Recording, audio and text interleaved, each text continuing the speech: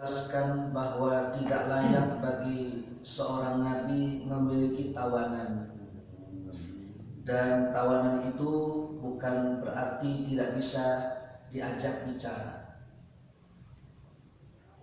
Allah menyuruh kepada nabi supaya nabi berbicara kepada mereka yang berada di dalam kekuasaan nabi.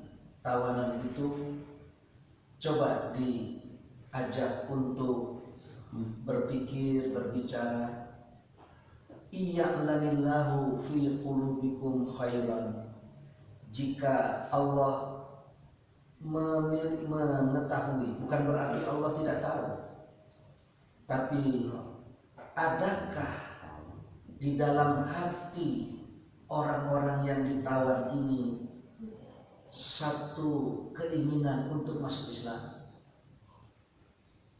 Jika memang ada, maka tentu saja Allah akan memberikan kepada kalian yang lebih baik.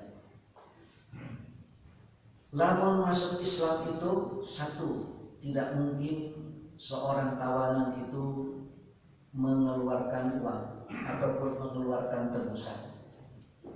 So pikiran lamun mana masuk Islam, geus tekudu mikiran tebusan. Kemudian setelah kamu masuk Islam, bukan hanya tebusan yang hilang atau yang tidak usah kamu bayar, tapi kamu akan mendapatkan pahala dengan masuk Islam itu, dan dosa-dosa kamu akan terhapus. Itulah yang dimaksud dengan yuktikum khairan. Di akhirat anjing bakal mendapatkan ya kebaikan yang banyak, yaitu berupa pahala dan selamat dari api neraka. Di dunia kamu sendiri tidak akan mendapatkan, tidak perlu memikirkan tentang tebusan-tebusan itu. Inilah iya'lamillahu fi qulubikum khairan. Bukan berarti Allah tidak tahu, cuma apabila ada di dalam hati-hati mereka itu pikiran sampai ke arah itu, maka niscaya Allah akan memberikan yang lebih baik. Asal ada saja terbetik dalam hati bahwa tawanan-tawanan itu akan masuk Islam begitu. Dia cara namanya menyanyikan masuk Islam begitu. Maka dengan kata-kata itu ataupun dengan keinginan seperti itu di dalam hati para tawanan perang, maka Allah akan berikan dorongan, serta Allah akan memberikan reward yang lebih baik lagi, memberikan pahala yang lebih baik lagi. Sahabat saya pikirkan kemana rek masuk Islam atau rek neangan tebusan, begitu kira-kira. Lamun rek neangan tebusan kayak tadinya jangan kernebus mana. Tapi kalau seandainya kamu masuk Islam, tidak perlu memikirkan tentang tebusan, tidak perlu memikirkan tentang hal-hal yang lain, sudah saja masuk Islam.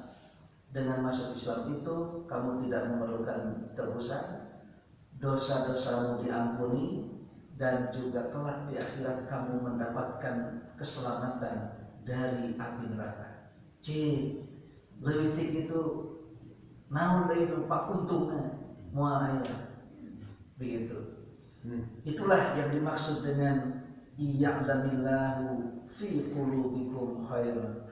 Tapi dasar manusia diberi piuntungan teh ya justru malah mereka itu berpikir-pikir dan memikirkan hal-hal yang tidak membawa manfaat, bahkan bisa jadi membawa kecelakaan baik di dunia maupun di akhirat.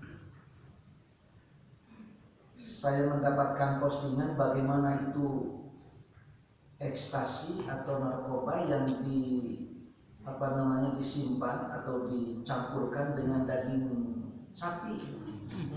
Itu ngagotrok eta daging sapi, ayeuna kurang dikonsumsi.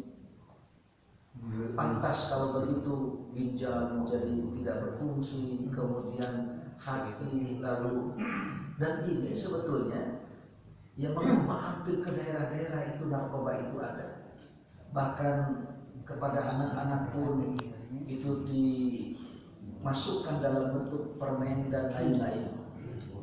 Ini tidak ada lagi kecuali tidak ada lagi yang lain, maksudnya adalah untuk menghancurkan generasi bangsa kita. Tidak boleh ada Indonesia yang pintar, kudu cari laka kan.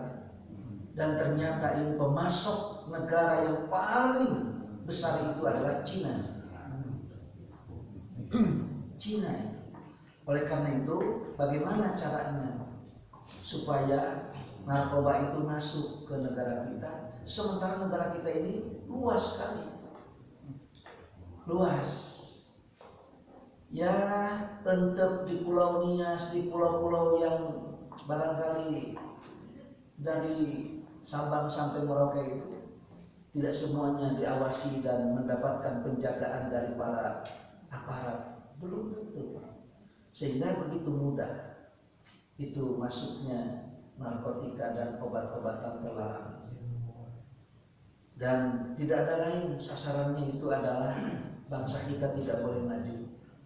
Orang Indonesia tidak boleh ada yang pintar. Orang Indonesia tidak boleh ada yang yang kaya raya. Nu beunghar kudu maranehanana, nu sukses kudu maranehanana.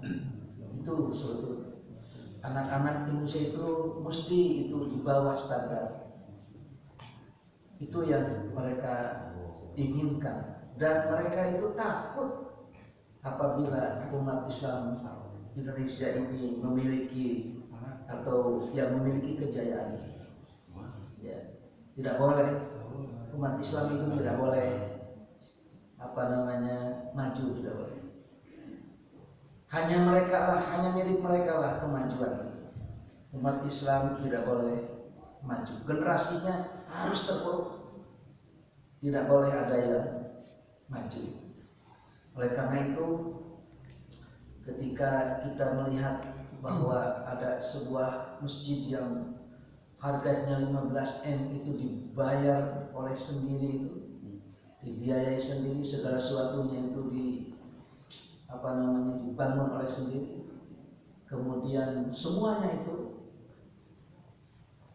bahan-bahannya itu rata-rata impor dari Turki, dari Tunisia, dari luar. Itu rata-rata bahan-bahan. Ketika ditanya mengapa itu kok sampai semewah dan semegah ini, malu katanya, rumah saya saja sampai sekian, masa masjid sekian, gitu. Tapi orangnya sangat-sangat sederhana. Namanya itu Pak Ali, Haji Ali, itu dari dia keturunan Arab, keturunan Arab. Dan biasa, yang namanya orang usaha itu dari nol. Saya dulu. Jadi jangan melihat Pak Ali sekarang miliarder, tapi lihatlah bagaimana dia mengawali usaha. Rata-rata orang usaha itu dari nol, dari mulai ya ujung-ujung punya SPBU. Biasa dengan baheula mah aya tukang minyak lantung.